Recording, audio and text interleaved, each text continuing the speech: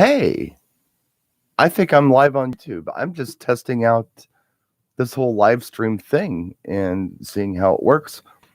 I've done it before, but I use some kind of OBS software. Now I'm just doing it right in YouTube, and I want to see what it looks like. I want to see what it sounds like.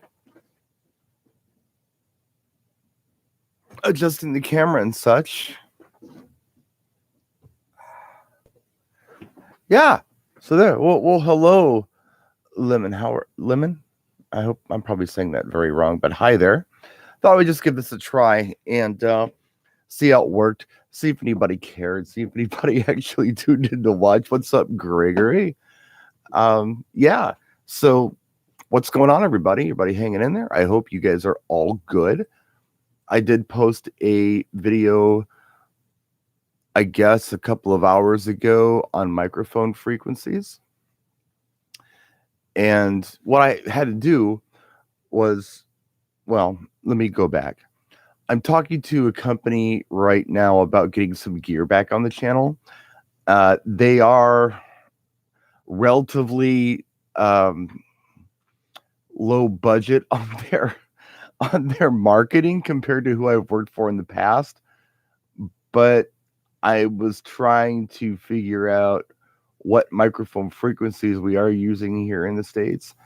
I had to ask Ben Stowe about that, and it was in my mind, fresh in my mind. And then I looked on the FCC website for the US to see what those frequencies were. And I thought, wow, you know what? I needed to know this information. So, maybe it would be a good idea for me to do a video on this. So I did it. It's only like a minute long, so it's up there. Hello to everyone. Aman, Patrick, DJ Dave, DJ Dennis. Hello, everyone. And it's so nice to see you. It's nice to interact. I mean, for those of you who are on my Facebook, sometimes I talk to you there, but I know a lot of you aren't, and a lot of you just kind of connect with me here on YouTube. I think that's probably my biggest audience. Hello, everybody. And, I just want to test this just as a test and not to be a complete, what do I want to call it? I don't know. I don't want this to sound like I'm like milking you for stuff, but I want to see what kind of likes I can get. If I say hit the like button, what happens? Because I've got 20 people watching. I wonder if I say hit the like button. Oh, there it goes. Boom. People are hitting it so that you can hear me. How is the audio? I'm curious. I'm good. I'm good, Iman. And Ed says, you've been such an insane person with so much information. I'm an insane person. That's great. I've always kind of known I was insane. It's good to get confirmation of that. But yeah, man,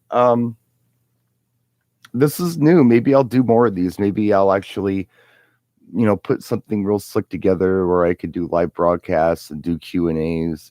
That might be a fun thing to do. So maybe we'll try that. Hello, Chris. Hello, TG Entertainment, DJ Flash, everyone. It's so nice to see you. Yeah, maybe this is a new platform. Yeah, and Zoom is kind of weird. Somebody asked earlier in the chat about Twitch, and I did that video where I said I don't want to do Twitch, and I thought I kind of made things clear, but I got some people who pushed back on that and were really kind of unhappy about that. And why don't you want to do Twitch? I wasn't hating on anybody who does Twitch. I just don't need it because I don't need anybody's, I guess, I don't need a pat on the back for what I do. I don't need the attention, and I don't want to take your money, and I don't want to obligate you to watch something. I feel like that's a lot of what Twitch is. There's somebody, hey guys, check out my Twitch, and like friends and stuff feel obligated to watch and chat in there, and if they don't, I don't want to be that guy, and I like spinning in front of a live audience. It's hard for me to feed off of a chat. I don't know, but Jay Brannon and another gentleman the other night. Name is David. They told me I should go on. They said the reason I should go on Twitch is because of all these records back here.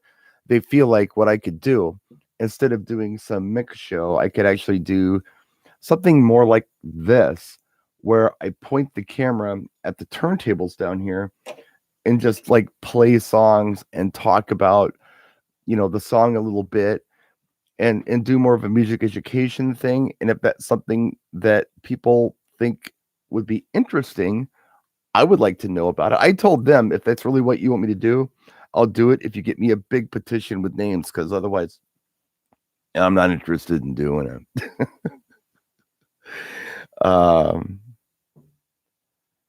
Yeah, this is DJ Ray says this is the first time he's seen me go live. This is the first time that I've done it. I mean, well, that's not true. I've done it before, but I did it through the OBS, and it was just really confusing, and I thought the video looked dodgy anyway. So I didn't really do it anymore. I'm just gonna try some things with lighting because this is a test. So yeah, let's just try some stuff. Is that better or worse? Maybe it's better. I don't know. It's awfully bright. But yeah, I mean, if I were to do something with Twitch, it would be like that. And I wouldn't mind doing that if there was a demand for that. If people were really that interesting, stroke brain. If people were that interested in some of the records back here and wanted to kind of learn about some different music and stuff, and I would play, I would think pretty cool stuff. I mean, I think I program well. It would be fun.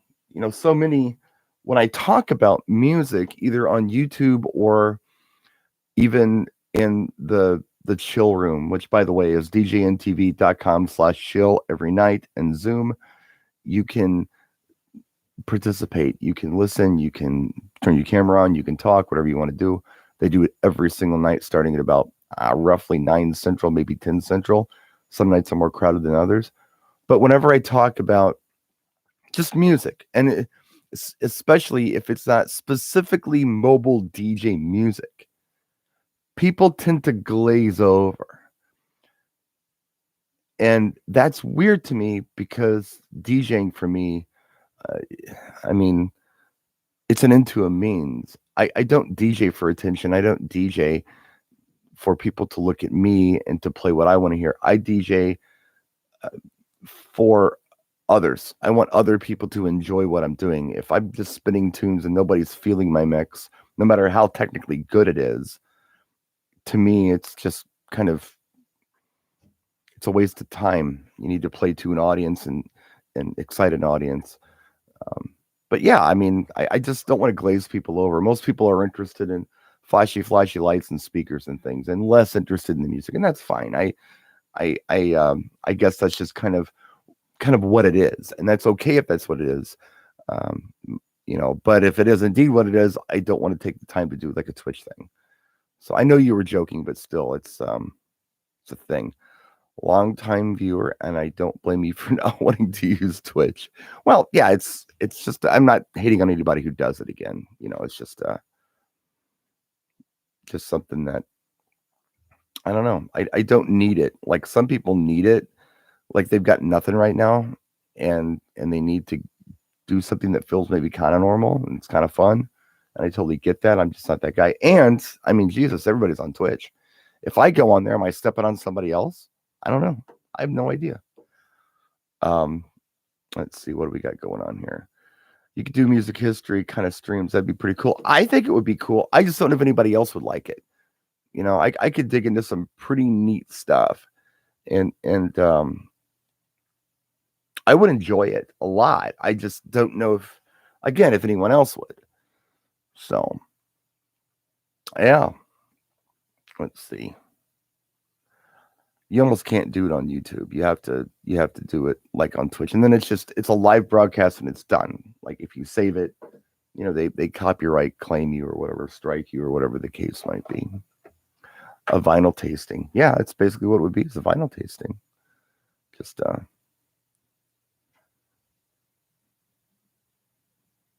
only way to know is to do it. Yeah, true. I mean, I would have to promote it pretty heavily. And, That would be like here and on Facebook and that kind of stuff. It's the only way I would know to promote it. DJ for lifetime memories. We only have one life. It's our job to make memories that will last forever for families. You could look at it that way, and I get that. You know, it's what, baby? It's a live stream. Just no, do what you got to do. You need help? All right. Well, if you need me, let me know. I'm just testing live stream right now. Blanca. She doesn't like to come down here when I'm shooting. Yeah, you know, a music history stream might be cool. Again, but the problem with that is it's just a stream. It's not going to get saved, and it's going to be live and then over. So, am I still holding on to the mountain of 1200s? Yeah, I've got 7 of them, and they all got a story behind them. Well, 2 of them don't, I guess. 2 of them I just bought, but the rest of them kind of have a story behind them. But yeah, I'm a hoarder in that regard, and I was buying them and nobody wanted them, and then my friend passed away and I got his family. Him and his family wanted me to have them. So those were special ones. But yeah, I mean, I haven't worn out my first 1200. I certainly don't intend wearing anything else out. But on the off chance that I do wear one out, I've got backups. So we're good there. But about, you know, what you were saying about the making memories thing, and I know a lot of people are on board with that. And the memories thing is great. You know, that's one way of kind of looking at it. I think the way I look at it when I'm performing is I'm not thinking about what they're going to say tomorrow. I'm thinking about how they feel right now. You know, Jesus Christ, you scared me. I'm thinking about in the moment kind of thing, you know, living in that moment. I really enjoy that. What they think about it next week is one thing, but just I appreciated that when I used to go out and do the club thing. It was that living in the moment thing that there was nothing like it. I mean, and I did it a lot. I mean, I went out, you know, every chance I got. If I wasn't DJing, I was at a club watching the audience and just being a club goer. Yeah, paying attention to the DJ and checking out some tunes, but I was actually participating in the club experience. But it was in that moment. I wasn't going to the club so I could go home and talk about it tomorrow. I was going there to be in the moment.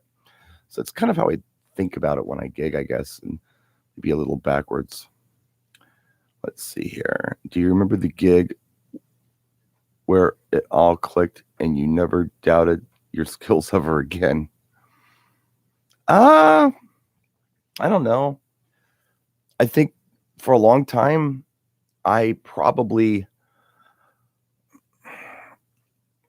wasn't convinced that I was ready to do it, but I was doing it anyway because I was hard on myself. I always kind of looked at it like, well, something like a wedding reception, for instance. This is something that happens hopefully once in somebody's life. I mean, ideally. So you don't want to make any mistakes. So I was very concerned about going out there and being that person who is the one that's going to be, yeah, you say the memory thing. But I guess I was kind of hard on myself and I was doing okay.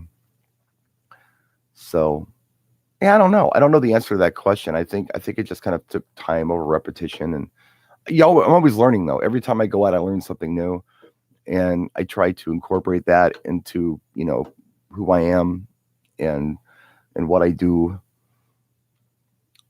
So I'm always trying to do better. You know, I'm always trying to do better. I'm probably not your average DJ. I'm looking at it from a little bit different perspective than a lot of people are. I kind of think sometimes I'm more of an artist than a DJ, if that makes any sense. Like David Bowie said he was more of an artist and less of a musician. That's kind of how I feel. I'm more of an artist and less of a DJ. Some of the things that DJs really enjoy or are really important to them just are not important to me. I'm into other things. Other things are turning me on about what I do. But it's an interesting perspective to share with you guys. And that's kind of where I think some of my videos and some of my takes on things are coming from. It's really honestly more of an artist perspective than a DJ perspective sometimes. I'm just reading questions here. I get where you're saying in the moment. It's a great feeling, and it's hard to put into words. Been watching you for years. Thank you for your content. Well, thank you for watching. I really do, really do appreciate you guys watching. I appreciate all of you. You know, you guys really, when you like videos and when you comment on videos and things like that, and it really helps feed the family right now, especially during this pandemic. You know, I'm trying to put content up that makes sense. Sometimes I miss the mark, and I know that, but I'm trying. And so yeah, all of your support, I really do appreciate. I appreciate you guys being there for me and your kind words always. What do we got here? Your stream is solid and it sounds great, my dude. Oh, cool. Thank you. Hope you throw down some weekly shows here. Oh, maybe I'll do more than that. I don't know. I mean, maybe we'll get a schedule going and we'll figure something out and we'll do some live shows. Something a little more organized. Again, this is kind of a test. See how it works. Any of you in here who have ever met me at a show or whatever, you know, if you didn't catch me running to the bathroom or something, I'm a pretty laid back guy. You know, I mean, who you see in the videos, it's who I am. I'm not putting on an act or anything. I'm a pretty approachable guy, and I'm happy to get your ideas and your feedback and talk to you about whatever you'd like. DJ Quake, let me see here. What does it say? Showtime says hello, salute. We say that a lot here at home. Hyper, I've been watching you for years. Just wanted to say thank you for all the advice and helpful content. Well, thank you. Thank you. Again, I really do appreciate you so much. What do I think of live streaming? Well, I don't know. It depends on what we're doing in the live stream. I mean, right now we're just doing a test here. It's interesting to be able to get the feedback like this and to be able to, you know, just actually have a dialogue with you. This is really nice. So we'll see. I mean, I don't have I don't feel, and I've expressed this in videos, I don't feel the need to be recognized for, you know, live streaming a DJ set and I want all these people to watch and it's gratification for me. It doesn't work that way. I'm not that guy, but I don't mind doing this. I want to help you. You know, if I can help you, that's what I want to do. I'm not here to serve myself, I guess. I'm really trying to give. And I always have. I don't ask for any money from you guys. You know, there's no, you know, oh, click this button and donate. I don't do that. So, you know, I'm Robin Hood. I want to rob from the rich. And who are the rich? Those are the gear companies and the retailers. They got down. I'll take their money all day. Keep it coming. I'll take Google's money. You got somebody who wants to put an ad on my video? I'll take the money all day. But I don't want to take from you. You know, you guys are the DJs. You guys are the ones who are out there, you know, during civilian times, as we call it now, when there's not a pandemic. You guys are the ones out there busting your butts for what you can make. It's hard work. It's honest work. And not everybody is making a fortune doing this. So I understand that. I've been that guy living in my mother's basement. I've been that guy who's a homeowner. I've been both of those people as a DJ, so I can totally relate. And I never want to feel like that I'm taking anything from anybody, you know, and I'm taking something away from them. And I always feel like I would. If somebody gave me something, I don't accept gifts well. I don't accept money well, especially just from individuals. Again, from companies, no problem. I'll take it. And if any of you win a lottery, like a mega bucks jackpot thing, sure, pass it on. But yeah, we don't need to use a monetization button for that. You can just you know, mail it to me or something. Let's see, what do we got here? I get what you're saying in the moment. It's a great feeling that's hard to put into words. Been watching you for years. Thanks for all your content. Thank you. When I live stream, you only see my gear in my hands, or I use the virtual DJ video screen. Yeah, that's what I was kind of thinking. If it's a big if I did this, what it would kind of look like, and I'd have to forgive. It would kind of look like, well, you're gonna see all kinds of my hidden stuff here, but it would kind of look like this, you know. Of course, backed up more than that with just the turntables. To stare at my face would be kind of ridiculous. Yeah. So it would kind of look something like that. And I guess the other thing that I would want to really emphasize before I even did it would be that this is not a technical demonstration where I'm showing you these crazy skills or skills period, or playing with the effects buttons or whatever a lot of DJs do. I'm not forcing a mix. I'm not doing any of that stuff. If I were to do it, it would be strictly, here, check this tune out, and I would play it. And then I would either segue into the next song somehow, or I would maybe, set up another song and play it. It would be more like that than a mix show, because I don't care for those. I would rather do something that's more like a radio show. That's fun and educational. I used to really enjoy those when I was a kid. Used to have, I'm sure they do. I don't listen anymore, but we had Casey Kasem doing the weekly top 40, and I listened every Sunday. And he would give song facts and artist facts, and I enjoyed that. And I felt like everybody else did too. Maybe they didn't, but I really liked it.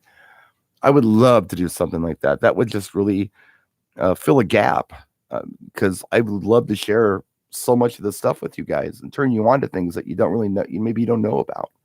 Some of you maybe do, or maybe you forgot about them. I don't know, but there's a lot of music. And it's the one thing that I always thought was so weird when I started attending, DJ conferences, whether it be in America or Canada or the UK, or wherever it was, or in Germany. People would talk about the business side of things. They talk about the lights. They talk about the equipment. They talk about all kinds of things. The last thing people would talk about, if they talked about it at all, oddly enough, was the music. That hardly ever got a mention. And if they did talk about the music, they talked about it in a technical fashion where it was like, did you know that this song and this song go well together, or this song or this song go well together? That's important to talk about. But I think I don't know. To me, it's more interesting to talk about, like, hey, I'm throwing this track in the middle of my sets, and I know it doesn't make sense, but I'm doing it, and it's a cool song. By the way, have you ever heard of this band? Have you heard of this singer? Have you heard of this label that has all this stuff? Those are the conversations you don't hear that much, and that is weird to me. It's all flashy lights and speakers and business. So that's what I try to give you guys on the channel, because you get flagged for music. And I try to talk about it in the abstract. Like, I'll show you records that I've gotten in crate digs and things. I can do that, but I can't play them for you, and it sucks that I can't. And I even did a series a while back where I was trying to do crates. I was like, okay, here's a 70s crate, here's an 80s crate, here's a whatever crate. And I do more of those if I really felt like that people were like really watching them and getting something out of them, but they really didn't. They weren't strong, they didn't get the views that I kind of thought they might. So I haven't, but I can do more of those. I did a country one, kind of like a cheat sheet kind of thing. The freestyle. Yep, the freestyle is fun. What's funny about freestyle is a lot of people accuse me, or some people accuse me of being this freestyle guru, which is so far from the truth. I could pretty much pull any Latino DJ out, and they're going to tell you more about freestyle than I'll ever know. I like a handful of freestyle tracks, but I really like the freestyle tracks that I like. Maybe 30 or 40 tracks I'm crazy about, but the rest of it, it's just not that interesting to me. But as a genre, I'm not a freestyle guy, but I do enjoy some freestyle songs, if that makes sense. But the thing is I'm that way with most genres of music. I enjoy good music, no matter what the genre is. So it's not usually a genre specific thing. I'm trying to go back and look at your questions. Let's see. Do you think there will be any pros or cons to events when we get through the pandemic and back to normal again? And that's all unknowns. It's all speculation, really. I don't know when it's going to happen. I hope spring. I hope, or early summer. I hope. And when it does, I hope that it's safe for us. I tell you what, I watched some videos, just to give you an example. I watched some videos about Las Vegas construction the other night, and they were really interesting. I mean, I really get a lot out of going to shows in Vegas, but I also get a lot out of just walking the strip and seeing the people and the energy and the architecture and just the grandeur of things. And there's some really cool stuff going up in Vegas right now. If you guys haven't paid any attention, which I hadn't, there's some cool videos. There's a place called a Resorts World that's amazing. They've got a new place downtown called Circa that's got a rooftop. It's like on top of a parking garage, and they've got like this 110-foot video screen. You can go into your private pool, and you can watch this big video screen if you're into sports and things. And then they're building another thing. I think Madison Square Garden's building it. I think that's who it is. But anyway, it's like it's a giant globe. Like they're gonna have concert venues inside this globe thing, and the outside is an LED screen. It's gonna be an LED screen that can show you the world rotating. It's just crazy. But one thing that I noticed when I was watching this video, where people were in some of these casinos and stuff, and they had masks on, and that's a good, responsible thing to do. But I don't think I could enjoy myself too much with a mask on. Like when I'm DJing last summer when I did a few gigs, I had a mask on. And I did it, but it was a chore, you know? It was just a chore. I'm not anti-mask by far. I just don't want to wear a mask and go do an activity that would be much better without one. I'd rather just not do the activity and wait for things to be okay. Does that make sense? I don't know if that makes any sense or not. Let's see. It's a great idea to do radio show. No need for flashy lights, etc. Trivia about what they're listening to. You can mix whatever you're comfortable with. Well, I would be willing to do it. I just honestly don't know how interested people would genuinely be in it.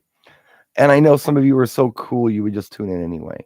You'd feel obligated to tune into my show. And I don't want to obligate you to anything. I just want you to live your life, you know.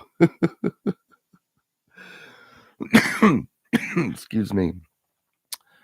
Let's see. It's hard to DJ with the mask on, especially when you have to make announcements. You know, when I was behind the booth, if I did make an announcement, I would take it off, make it, pop it back on. Sometimes I would talk through it, but it wasn't fun.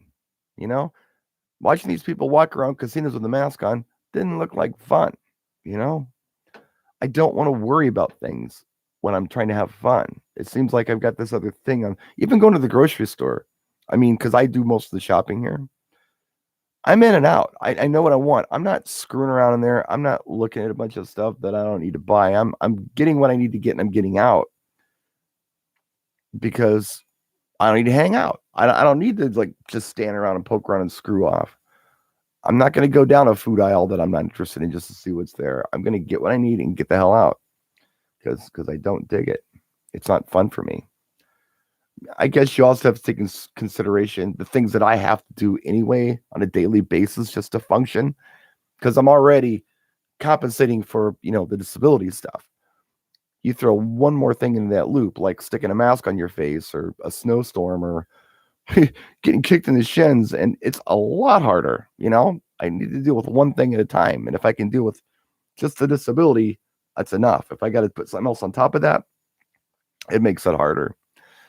That's just something that we don't talk about much, but it's true. You know, I'm not ashamed of it. I don't try to pretend I'm not disabled or anything, and I try not to make it an issue. But if you put things on top of it, yeah, it becomes an issue. Hello from Connecticut. I would love to watch you DJ. I say you should go with it and have fun. Well, again, it would be for you guys. I'll write that again. I'll give you the benefit. I reckon when things will get back to normal, when people want to party, I mean, party maybe. Even those who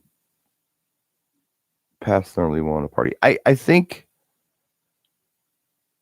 when, okay, so maybe what you're asking me is when this is really over with, like when this is a thing we don't have to worry about anymore, what's it going to be like? It's going to be strong because people have been locked up for a long time and they want to get back out. You know, I believe that the bars are going to be strong. So people are going to be able to get work in bars that maybe they weren't normally able to get.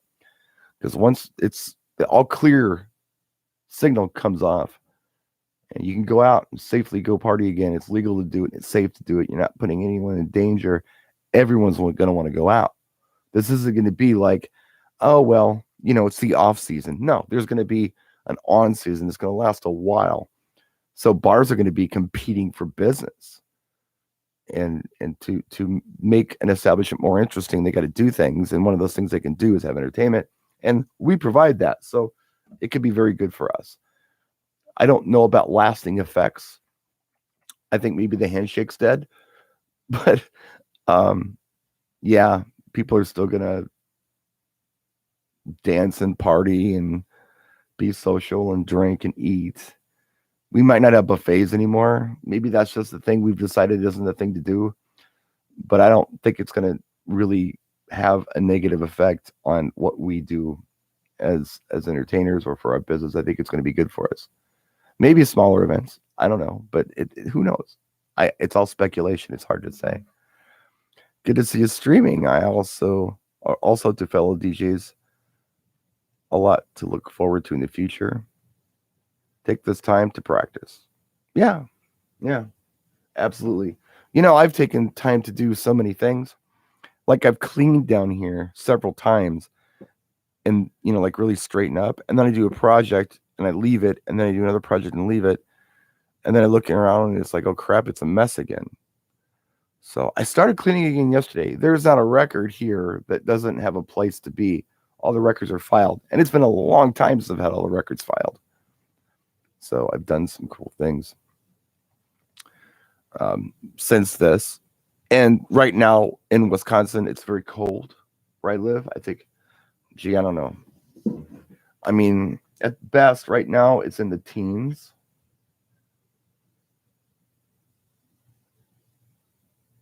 Okay, let me see. It's like 14 degrees right now. So there's no going out and working on the Mustang, which is really good therapy for me. It's something to do, while I'm waiting for things to come back. I can't do that because it's too cold. It would be uncomfortable to do.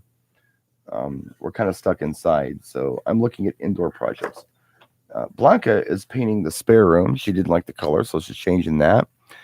I will probably redo the bathroom. But as far as practicing DJing, yeah, I haven't really messed with music too much. Honestly, I haven't. I've listened to other people, but I haven't really done much myself. It's not that there's not something to work on. There's just not something that's sticking out in my mind that I feel like I need to work on, or I want to work on right now anyway. Let's see. I'm going back.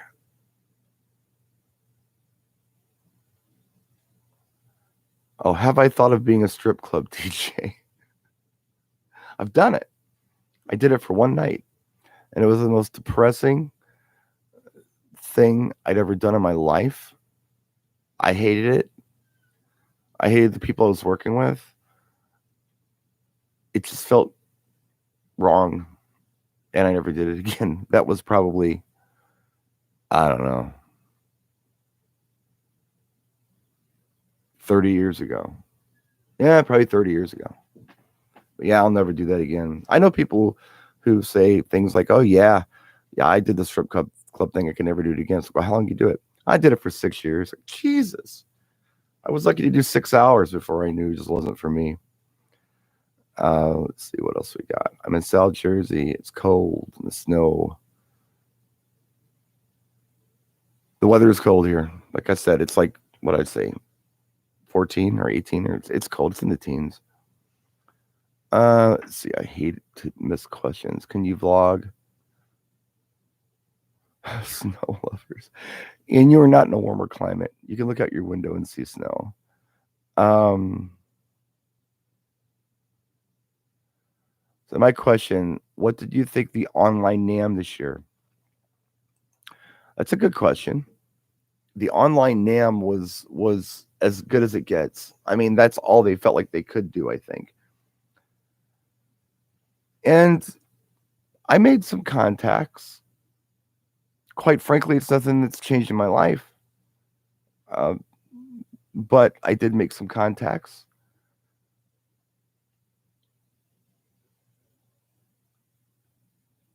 What can I say about online NAMM? There were a lot of companies that I'm really surprised weren't there. Like a lot. It's like, why aren't they even participating in this? I don't get it. There were other companies who were participating. I was surprised they were. Like, oh, I didn't think that they were that big of a name to do something. But those companies, those smaller companies, you look at them, or those lesser known companies, and you think, okay, they're doing everything they can to promote. If they're at NAMM, they're trying anything they can to get their names out there.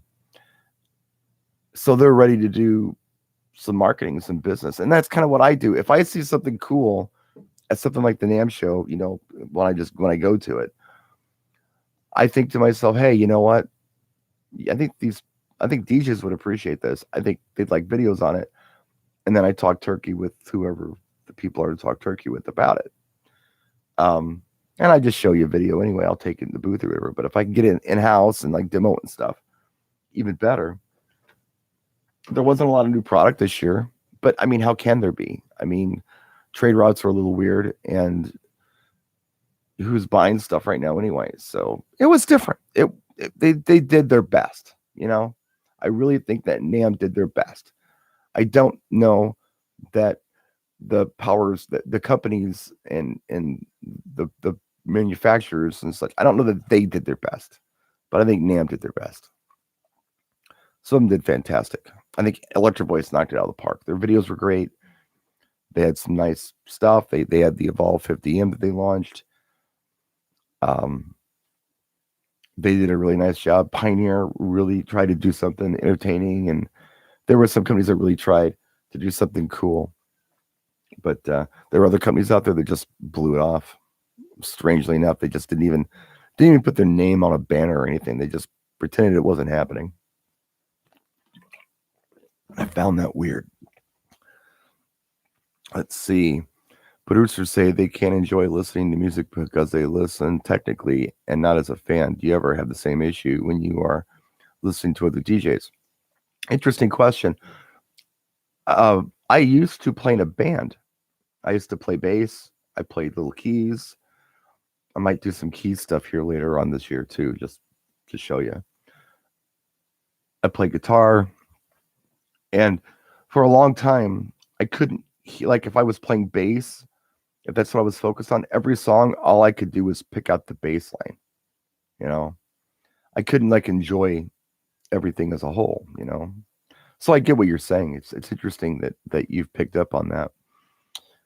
But as far as listening to other DJs, not only have I been a DJ for, oh Jesus, what's it been? Wow, going on 37 years.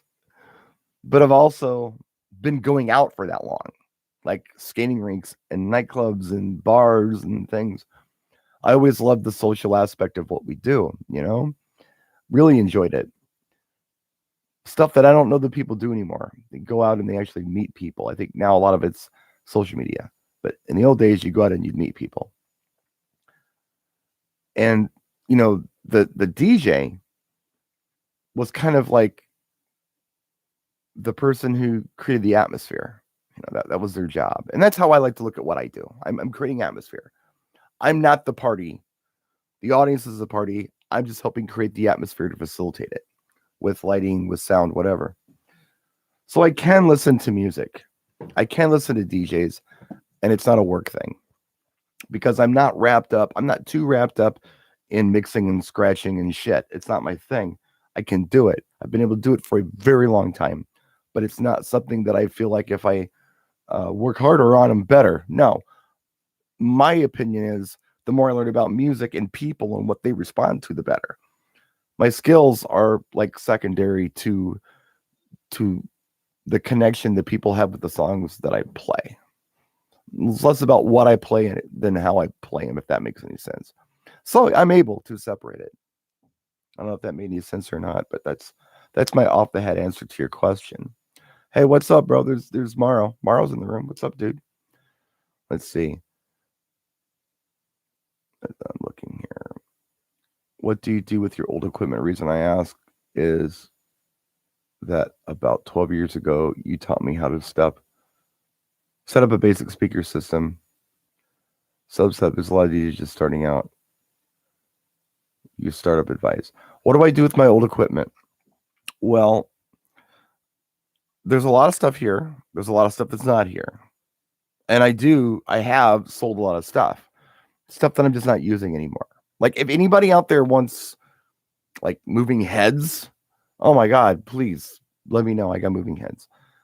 I've got bars and pars and boom boxes and all kinds of stuff. I've got a lot of stuff that I don't need, and it would be nice if it was gone. So if anybody wants to like buy stuff, I don't want to like do this like, you know, YouTube garage sale, but you can reach out to me privately on Facebook or something if you're looking for something. We'll work it out. I've sold some things. I sold a lot of stuff in December. I sold a few things in January, but I haven't like really made a big thing about it. But yeah, I would love to get rid of some of this stuff because I want to, you know, show you guys some new stuff. And some of the new stuff that people are talking about that they want me to do demos on is bigger stuff, like speakers and things. I need room for this stuff. And a lot of this stuff I'm not using. I'm not gonna use it. You know, I'm not gonna use moving heads. Why? I'm doing like weddings and stuff. I'm not doing production. I don't have roadies. So yeah, I got no problem dumping some of this stuff. There's plenty of it. Excuse me.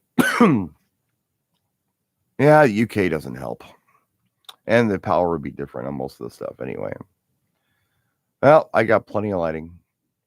You got the money, I got the stuff. And the way it works is you buy anything from me that it works when it left. There's no guarantee. We'll insure the package, but don't be, no. And I'm not going to be your tech support for it either.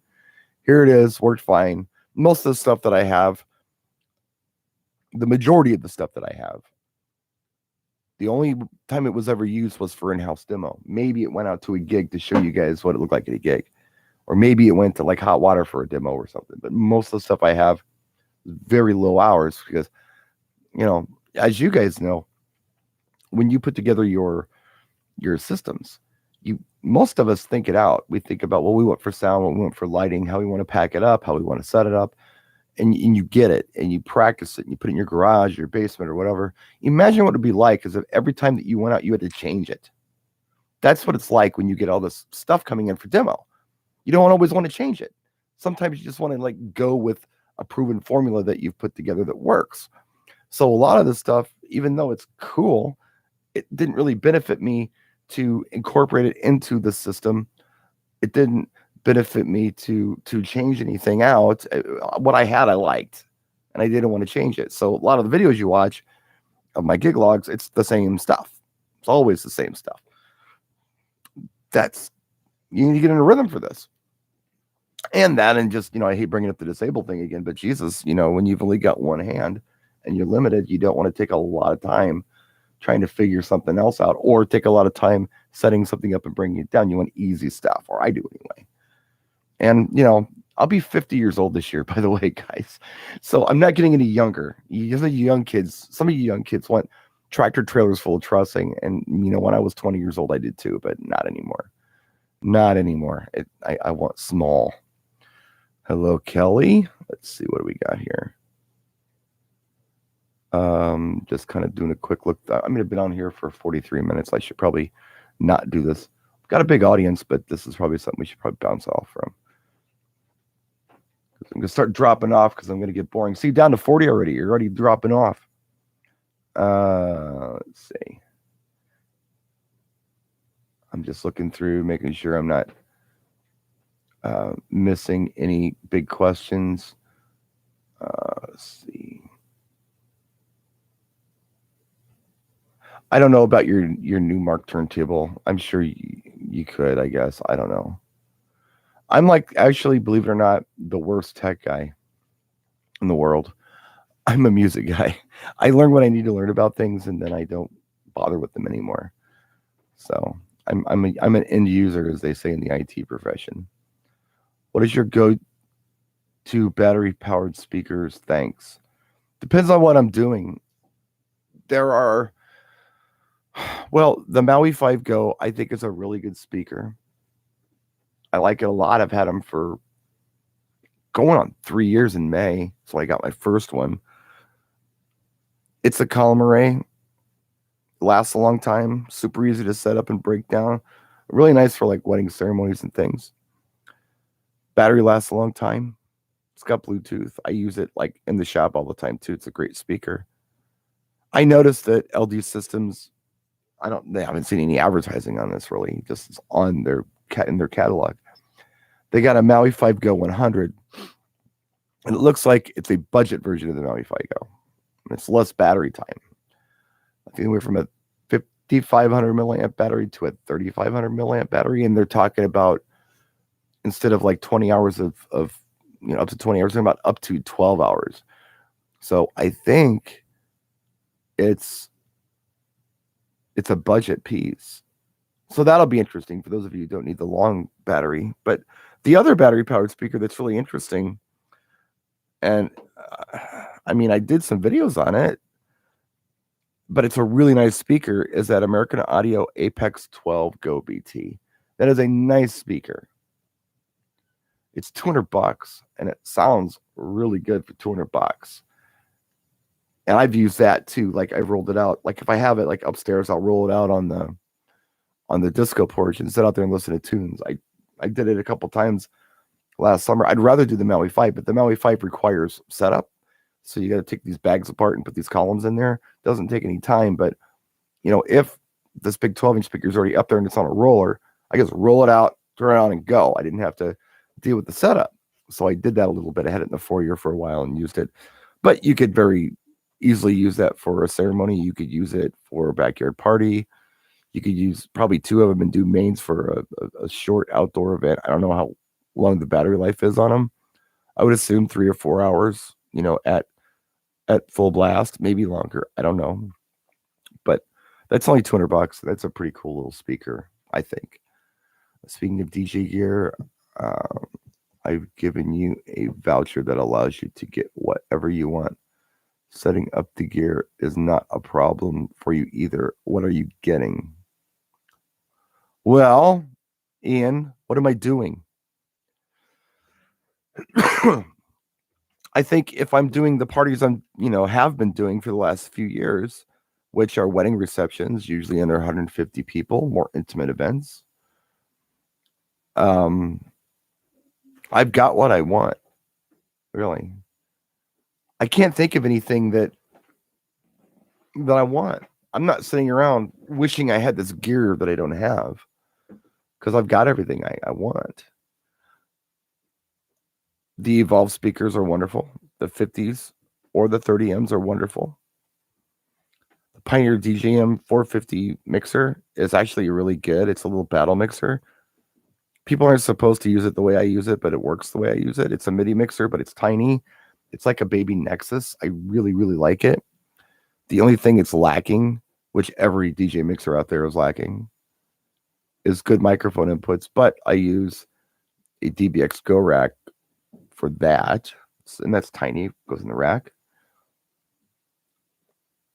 Laptops are no problem. I don't know. I actually like the Pro Event table. I think it's a good table. It goes up easy. I'm not missing anything. I'm really not. There's nothing out there that I'm wishing that I owned. I have what I need to do my job. I have the tools in my toolbox. Now I just want to build stuff. When I say build stuff, I mean DJ events. It's kind of like if you're into, hot rodding. What do you want to talk about? The tools in your toolbox or the car you're building? And if you want to break it down even further than that, do you want to talk about the car you're building, or you want to talk about the cool drive you took in the car? See, I'm the guy who wants to talk about the cool drive. I've got the tools. I got the hot rod. Now I want to talk about where I took the car and the cruise night I went on. That's fun to me. That's what I enjoy. Yeah, I'm thinking of extending my battery by bringing additional portable batteries. How would you say it compares sound-wise to the Maui 5 Go? Well, I don't know if you can't compare it sound-wise to the Maui 5 Go, because the Maui 5 Go is not a horn-loaded speaker. It's got the little full-range dome tweeters in it, and it's an array, and it's got like a 110 degree dispersion, perhaps. where, the Apex 12 is a 90-degree dispersion. But, so, anytime something's horn loaded, to me, in my opinion, it's mid heavy. That's just my personal preference. I don't like mid. I like to cool out the mids, and the dome tweeters do that. So I prefer the sound of an array. I prefer the dispersion of an array.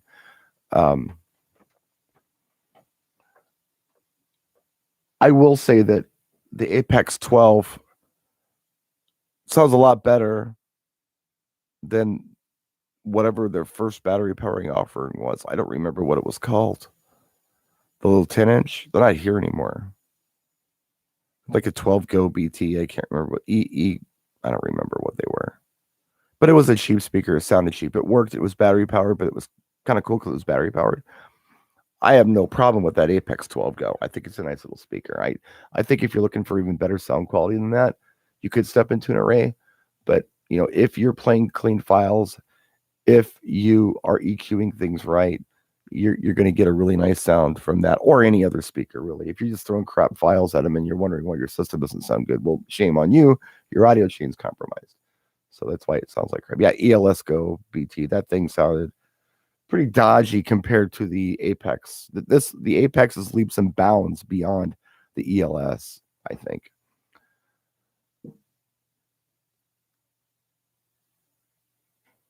Yeah, Guru's talking about the RCF TTS12. I don't need it. I don't need it. I've got an FBT Subline 1112A under this table right now. If I turn it past 1, it'd probably knock these turntables out of their holes. It's aggressive, but I don't need big sub because I'm not doing those type of events.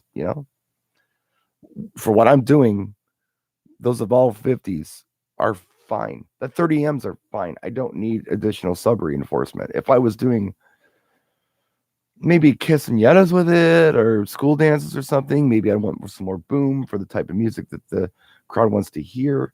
But for what I do, I don't even need it. I don't need that kind of stuff. RCF is a really good speaker. They are a solid company. Electro Voice is just another offering. There's nothing, Electro Voice right now is a company that I can work very well with. I know Mike is still up there. If there's ever a product that he has that, he thinks might be interesting for my channel, I get it. I've worked with RCF America before. I do know the rep there. I do know the sales guy there. I haven't done anything with him. FBT US is Italian speaker imports. I know John Krupa really well. And if I needed anything from John, I could make a phone call and I could get it from John. But I really don't need anything. What I have is really working well for me. Really. So I was having this conversation with this company I was talking to today. I talked to at NAB, and they were talking about some of these things they wanted to push, get some brand recognition out there, have demos done, and I can do that. And they mentioned some speakers that were expensive, and I was like, yeah, I have no problem doing those. It's like, well, yeah, but you're going to need to borrow them and give them back. I'm like, then you're going to have to pay me, because it's pay me. If I do a demo on a speaker and I like it, and then you ask me about it in 2 weeks, and it's like, well, I gave that back, doesn't really give it much credibility. That's not the point of the channel. I'm not the ShamWow guy. I'm trying to actually show you cool things that work that I would actually own and use, That's just me. What I think about Bose, I don't know. I think it's your personal preference. I'm not a big gearhead. I use what works for me. Some people love Bose, and that's fine. They've made some pretty cool stuff. I think right now there are better options out there than Bose. I'm not a big Bose guy. No, I'm not starting the Bose hate. I'm not a gearhead. You guys think I am, but I'm totally not. And these are the conversations that most people want to have. They want to talk about gear. I don't want to talk about gear. I want to talk about music and performance. That's what turns me on. But the people who have been attracted to the channel are the people who like the lighting stuff. So that's kind of who keeps coming back. The people who just want to talk about things. I'd rather talk about what we do with the things and that kind of stuff. That's more fun for me than to talk about Ford and Chevy. You know what I mean? Drives me nuts. It's just me. What's up, Beep Sounds? I'm a Cali guy too, believe it or not. I used to live in San Dimas when I was a kid. And I love going out there, and I miss going out there. Really miss going out there for NAMM this year. That was really cool. What would you be open to learning about the UK alternative scene one of these days? I'm open to a lot of things. I mean, and I'm a bit exposed to some of the UK stuff. Not all of it, not deep. And like I said, I tend to cherry pick things where I'm not like a big super fan of any genre in particular, but I like I like good music from several genres. So like alternative, for instance, people talk about that a lot, and they start talking to me about, Susie and the Banshees and KMFDM that's not more and faster and things like that. And my eyes just glaze over because I don't care. I don't care about Skinny Puppy. The Cure. I love the Kiss Me, Kiss Me, Kiss Me album. Just Let's Go to Bed was a great song. Love Song was a good song. Beyond that, I don't care about the Cure. I've heard their stuff and it doesn't turn me on. So I'm very much a cherry picker that way. I just take what I like. Take all the good stuff. But that's just me. Oh, so have you ever been a club DJ? Yes, I have been a club DJ. I DJed my first club when I was 18. I did a 6-year downtown residency in my 20s. I quit the week my daughter was born. I quit that club. But I did manage the old Playboy Club's entertainment here in Lake Geneva, Wisconsin. I did that for 4 years before my stroke. I actually staffed the DJs in that club 6 nights a week and worked down there quite a bit myself. Yeah, done it. Several clubs, different formats, things like that. I've done straight clubs, gay clubs, alternative clubs, house clubs, mainstream stuff. I've done sports bars and shit like that too. So yeah, I've done a lot of stuff. It's, just stuff back here. Some of it. There's no such thing as too old to be a DJ. Hang out the Circle K. That was across from the library, by the way. Let's see.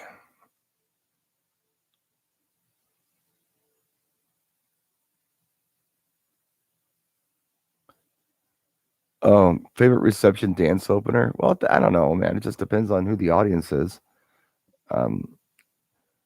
I've done really well with Happy the last couple of years. I did really well with CNC Music Factory's Gonna Make You Sweat for many years. Those are strong ones to open, I think. Good ones to open. They're songs that everyone knows, which is the nice part about those songs. It's hard. It would be even hard to play like, and I really like the song, the Weekend track. I really like that track that's been out for well over a year and everybody likes. In the Name of Lose Me, which is embarrassing, but damn it, Stroke Brain. You know the one I'm talking about. Somebody's going to say it in the chat. And I'm going to feel stupid.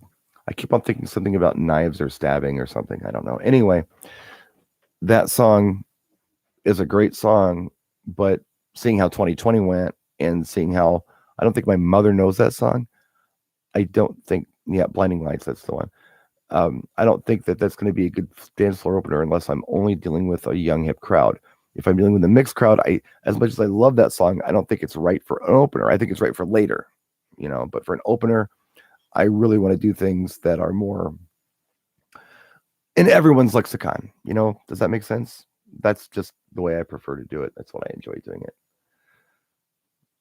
Let's see.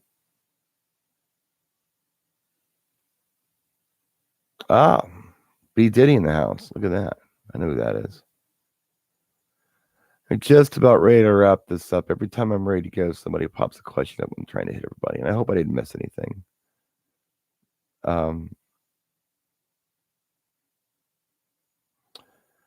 Yeah, those crate dig things are pretty cool. I like doing them. They do make a mess, and I do have somebody come over and help me file because I gotta hold records back while I file records. But yeah, I mean, they never lit the world on fire, but I don't like doing it. That is my guy, Brian Dowdle. right there, ADJ Lighting. He is the marketing director of ADJ, and that is really him. Yeah, and he's a good friend of mine. Brian and I are the same age. We were born the same year, both named Brian. Our kids are his oldest and my only. They're 3 weeks apart. He grew up about 3 miles from where I grew up. A lot of parallels with him and I. So yeah, that is him. He's a very, very good friend of mine. I know him. I know his whole family. His wife, his mother, his father, met his brother, his kids. Yeah, that is Brian. Absolutely. They're starstruck, Brian. Look out. All right, guys, I'm going to kill this. This is just a test. We'll save it. We'll see how it goes.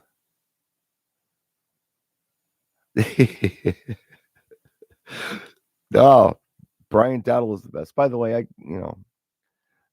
it's fun to call him B Diddy. I think it's just fun. Kind of like P Diddy, but B Diddy. Yeah. But yeah, Brian Dowdle. He's a good man. All right, I'm killing this live stream. Oh, crap. Here we go. Guru's got more questions. Do you just a mixer and a PC to DJ without a controller? Yeah, I do. When I'm gigging, I do. Yeah, because I'm not a performance DJ and I'm a cripple and I don't want to haul around a controller. And I find it easier to use the mouse now. But, I can still mix 3 records at a time. The problem with that is a lot of the fanboy DJs look at that and look down on me for it. And I'm thinking to myself, you know what? I've been spinning records longer than most of you have been alive. If you really want to have that competition, I'll have it with you. I'll even have it one-handed. I have no choice. But yeah, I do. So yeah, it's what I do when I go out and play. I don't need a controller for anything because I'm not the performance DJ. I'm doing something different. I don't want anyone to look at me. I want to be the man behind the curtain. Just play the tunes. And if you're a performance DJ, that's cool. But at a wedding, I want the audience to kind of be the party. I don't need to be the party. I don't need to be the one getting attention. The client, the bride and groom, or whoever the guest of honor is, and the guests in the room. I would much rather those people be the center of attention, or maybe the person you want to meet or the girl you want to check out or whatever. That should be your center of attention, not some guy up there with a microphone going, "Hey, everybody." I don't, not the kind of events that I do, but that's just me. So anyway, guys, thanks for tuning in, and we'll see how this turns out. Might keep this video. We'll see how it does. If you guys have any questions or any answers or anything else, or you'd like the live stream, or think I should do some focus live streams on something, schedule them, that kind of thing, maybe we'll do that in the future. This is easy. I mean, if this looks good and sounds good, it's easy to do. I don't mind doing it. Okay, one more question. Scooby, yeah, Daba do. Yeah, Yab Daba do. Why I went away from RCF? I'll tell you why. It had nothing to do with RCF. Okay, so I made this transition from RCF to FBT. The only reason I made that transition is because of a man named John Krupa. John Krupa was the sales manager for RCF US. And I met him. We were introduced by a mutual friend. We hit it off. And John was on board with what I did here for the videos and such. He had a great speaker at the time. It was the RCF 312A.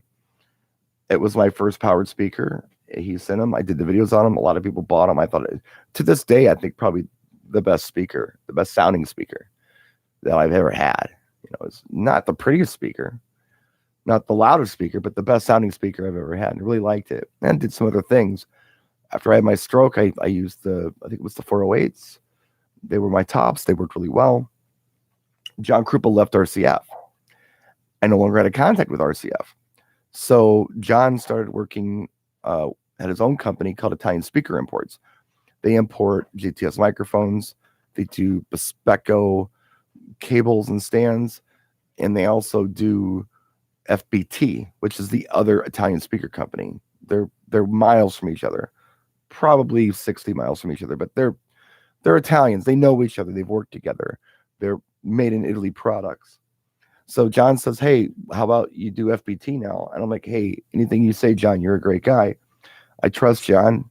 He's a sessions musician. He's just a really cool dude, and very supportive of what I've done here." So I went FBT, and started using that stuff. So that's the only reason I switched. It had nothing to do with the quality of it or anything else. I just tried something else. And, I also have made acquaintances with Mike So at Electric Voice. And when they were doing the Evolve 50, they reached out to me and they said, "Hey, I want you to see this thing before anyone else does. Please don't show it to anybody. Please, no pictures, no social media. This is secret. I want to show you the speaker. I think you'll like it." At the time, I was using the FPT CS1000, which is a column array speaker. A little cumbersome for me, but it was better than what I had before. So I got it, and I was like, "Oh my God, this is amazing." It was easier to carry, easier to set up, weighed less. And I thought the capacity wasn't quite as here, but it was a very well made, well thought out product. So I got the prototype, and then I sent it back before the release, which was, I believe, at Expo that summer. And then when they went into production, Mike sent me a pair. It's like, "Anything you need, just let me know." It's like, I like this better than this other stuff. So I started using it. So that's why. That's why. It has nothing to do with, there's nothing wrong with RCF. There's nothing wrong with FBT, nothing wrong with EV, or, but that's why I switched. So if you ever wondered, that's why. Now I'm going to turn it off. Wait a minute. Crap. One more. Nope. We're done.